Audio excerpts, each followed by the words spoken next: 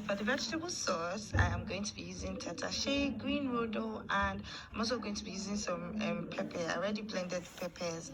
I'm just going to blend the tatashe, the green rodo, and don't forget to remove the seeds so that you will not say your this thing was bitter. Oh, remove the seeds. God bless you as you do so.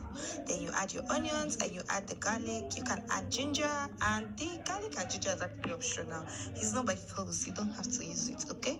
Now you're gonna blend all of this together. Then I would be using these proteins, but it's not by force. You can actually make this sauce without any protein, or you can use any protein of your choice. But I use turkey, shaki, Titus fish, and some chicken. This is basically a combination of all the leftover protein that I have inside the fridge. Now look at the blend. So the reason why I use a mix of different peppers is just for color, just make it fine for face, you understand?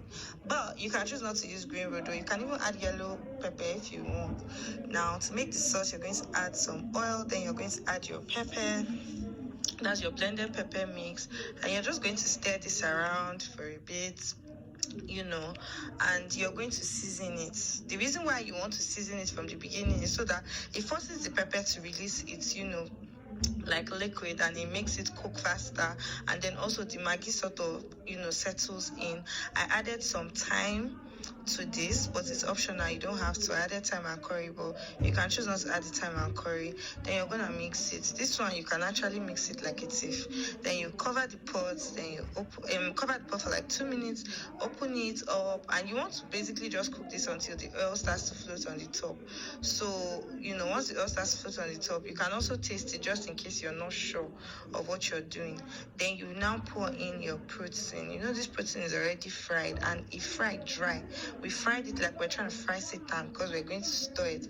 So once you put the protein inside, you want to actually cover the pot after mixing it. Like cover it so that the protein can absorb some of the flavors of the sauce and then soften up as well. So that's why you're covering it. But if you like it strong, if you get Dracula teeth, you can leave it like that. So you don't have to cover it. Now, you want to cover it for about a minute or two, after which you're going to be adding curry leaf. Now, the curry leaf is also optional because it is just for flavor. It's just so that the smell of the kitchen and everywhere is going to be tasonson. Then you're going to add your ugu. So for those of us in the diaspora, you can use spinach. I actually prefer spinach, to be honest, because spinach actually looks really nice. And for spinach, I don't used to cut it. I just put the leaves whole, and it just gives a whole different vibe.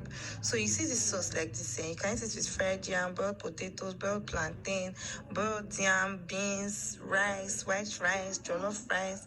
In fact, you can even put your leftover jollof rice inside and mix everything together, and it's just gonna be mad, and you're gonna destroy your enemies and your neighbors with the scents emanating from your kitchen. Any questions?